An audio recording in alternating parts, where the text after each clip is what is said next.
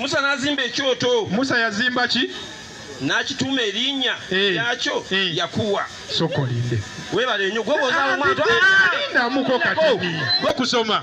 Musa yazimba ki? Ekyoto. N'akituuma erinnya ki? Yakuwa. Yakuwa linnya lya kyoto. Ekyoto ekyo yali akiwa ekitiibwa nti kyeki kyagendako n'asabiramu Katonda. Mbalamusizzaako nnyo bassebo ne bannyabo abampuliriza nammwe abandaba buli muntu gy'osinzira okundaba. Nina kye neebuuziza munda mu nze era kye neebuuza kye nandyagadde mu mpabulemu. Baganda baffe bano abakola ddaawa abasiraamu ennaku zino baba bagenda ku nkuŋŋaana basooka kunywamu kawalagi. Lwaki mbuuza bwe ntyo? Ndi mu kwebuuza omusajja omukulu Fayizo Kizza Fayizo w'Embaale emyaka 6 naye nga tasobola kutegeera kyawandiikibwa ekitegeerwa n'omwana omuto. Naye ate naye n'akulaga nti asigala asomesa era naye n'akulaga nti asigala akaayana n'akulaga nti yo Bayibuli agimanyi. Ekyo nno kineewuunyisa basiraamu mulina okwetereeza. Kino kye kyawandiikibwa ekimutawaanya okuva essula y'e17 olunyiriri lwa 15 lwasoma n'atagala. Bayibuli egamba bw'eti Musa n'azimba ekyoto n'akituuma erinnya lyakyo Yakuwa bendera yange. Kati y'ebyo tayagala kubisoma. Yakoma wali n'akituuma erinnya Yakuwa. Naye wuliriza, Musa azimba ekyoto akituuma erinnya Yakuwa bendera yange. Nga omusiraamu bw'ayinza okutawaana n'obulamu ne lukya lumu Katonda n'amuggulirawo n'agula emmotoka ye esoose mu bulamu n'agiteekako ekigambo ekinene Allahu Akibaru, Allah munene. Kati ye Fayizo mu magezi g'obusiraamu amangi oba amatono aga nti bw'osanga emmotoka eyo kitegeeza eyo Allah awedde emirimu. Vunnama buvunname otandika okusinza. Kati ekyo nno kitulaga baganda baffe abasiraamu mikwano gyaffe nti Bayibuli eno temugisoma kubanga mugyagala naye mugisomera mu bukyayi. Amagezi gammwe nga tegaagala kutegeera naye mugisoma kubanga munoonya empaka. Tewali muntu asobola kusoma Bayibuli mu mpaka n'agitegeera. Ekyo kyenjagadde mutegeere leero.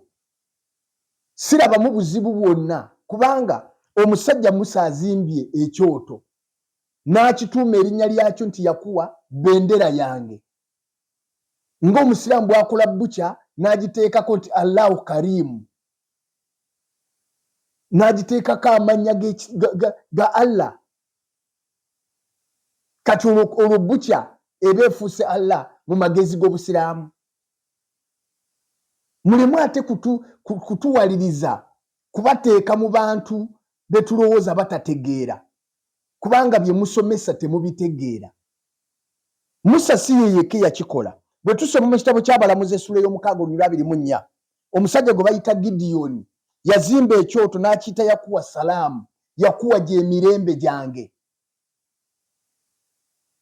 Abaana bangi babazadde ne babayita babya Katonda. Lwaki? Okusinziira ku mbeera mwe bamuzaalidde.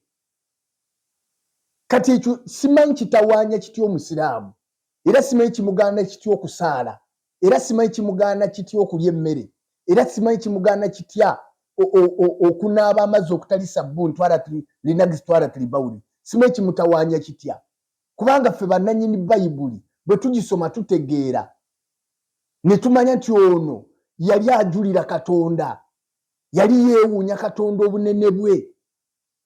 Kati gwe ng'omusiraamu atali wa Bayibuli ki ekiba kikusumbuwa? Kiki ekikutawaanya? Bwe tusoma mu Lubereberye essula ya 22:14 Ibulayimu yamuyita yazimba ekyo n'akita Yakuwaire. Genesis 33:20 Yakobo amuyita Lekuyi Isirayiri ekitegeeza nti Katonda wa Isirayiri. Naga nti singa tabadde Katonda wa Isirayiri wano sandiyiseewo.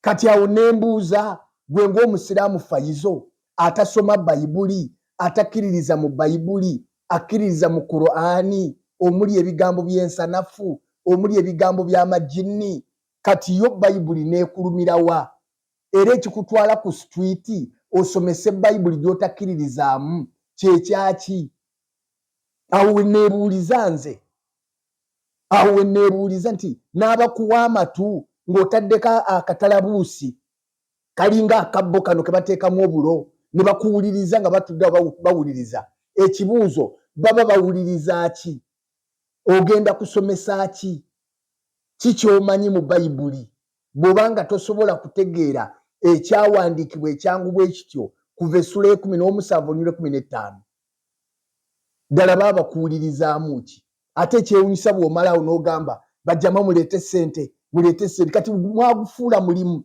temukyalina na mirimu gyonna emirimu gyammwe kunoonya Bayibuli we mutagitegeeredde ne mulowooza nti erina ensobi Bayibuli eno temuli nsobi omutwe gwo gwe gufuna ensobi gwe gutategeera kyawandiikibwa gwe n'olowooza nti nsobi tujja kubagolola